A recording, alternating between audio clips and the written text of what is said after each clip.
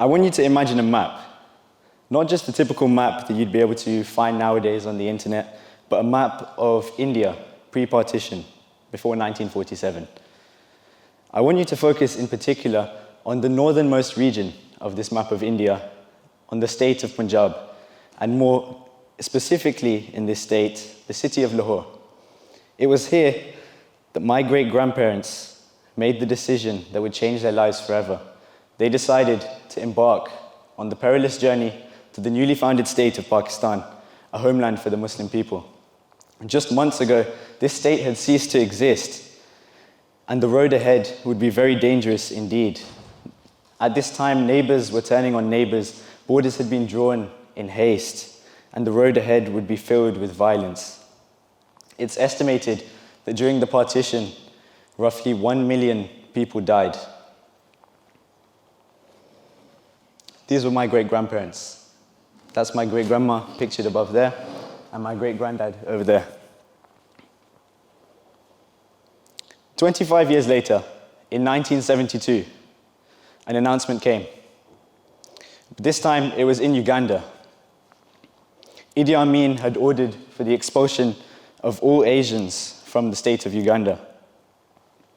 90 days. They were given just 90 days to leave behind everything: jobs, businesses, homes, livelihoods. Everything that they had built for themselves was to be left behind whilst they faced an uncertain future ahead.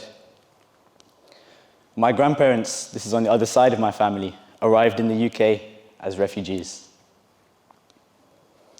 My grandma was from Kabira Maido in the northeast, and my granddad is from Kampala, the capital city in the south. When empires such as the British withdrew from their colonies, their withdrawal caused a lot of disruption and problems. And what do I mean by this? Well, a major way in which the British in particular had been able to rule for so long was because of their divide and rule tactics, which, as the name suggests, divided ethnic groups, put different religious groups against each other, and meant that they lacked unity, lacked one shared front, and so couldn't pose much of a threat to the leader of the time, which was these empires. That was great for keeping them in power, but at the same time, it meant when they left, these tensions remained and divided people to a great extent. It meant that they lacked the ability to rebuild themselves. And pair this with the artificial borders created by such colonies, drawn up by men in distant rooms, with little regard for cultural and social complexities of the time. And what did this lead to? Well, we can see this led to civil wars, conflict, political instability, and this can be seen in a number of former colonies after they were freed, in places like Mozambique, Angola, Nigeria, Sudan, and in today's day and age with places like the DRC. The fact is, this had detrimental impacts on the political systems of such countries. In many ways, they haven't been able to recover from them fully, and in some ways, not at all. Into this theme of instability, this sphere of instability, stepped leaders. Pictured here is Muammar Gaddafi of Libya. I can also talk about Robert Mugabe of Zimbabwe. These were leaders who promised freedom and they promised justice, but were corrupted, ironically, by the power they fought against. They started off as freedom fighters against corruption and were corrupted by the power they sought to prevent. And why did this come about? Well, they inherited these weak institutions where the power was so dangerously concentrated in one place, one role, that they merely stepped into it. Authoritarian role replaced colonial role. Different faces, but the same structure and the same impacts. But the impact of colonization does not just stay in the political sphere. It influenced so much, including language and culture. When we look at language, we see that English is a global language down to the empire, the British Empire, and its impact on the world. It was so widespread that it meant so many colonies today, as a result, speak English as a first or second language. And that's connected the world, but in the same way, it's had detrimental impacts. It means that languages like British, French, and Portuguese are widespread, but at the same time, Western religion, the religion of these European empires, was forced onto the colonies.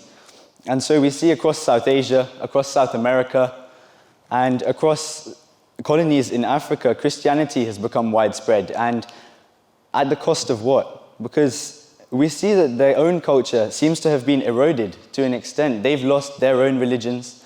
In many cases, languages have been anglicized. The way I'm able to communicate and understand so much of what my grandparents say in Urdu is because of how much English is actually in these languages nowadays.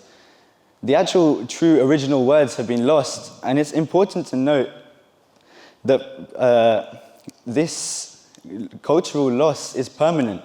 These words can never be regained, and that's just the way that our world is going to be shaped. However, the topic is more nuanced than that, and I seem to be painting a picture here currently of colonization creating a dystopian world where everything isn't as it should be and everything is out of order. But that's not true, because the world we live in is connected, it's global, it's diverse.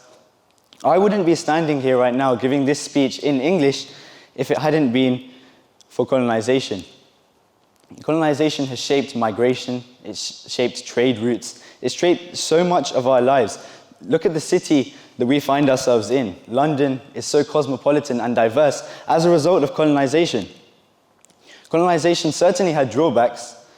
When we look at global inequality, lots of former colonies are the nations that are low-income countries, the nations that struggle, awash with political and social turmoil, and can't make the most of the natural resources they have because they were plundered by the empires that came before. But at the same time, this nuanced conclusion shapes our future. And we see that this legacy is something that needs to be harnessed. So the question, going back to the question I set out to ask, which is how colonization continues to shape our world. The question is not whether it does, because it clearly does in many complex ways. The question we should be asking ourselves is this: how can we harness this legacy in order to craft a better future? Thank you for listening.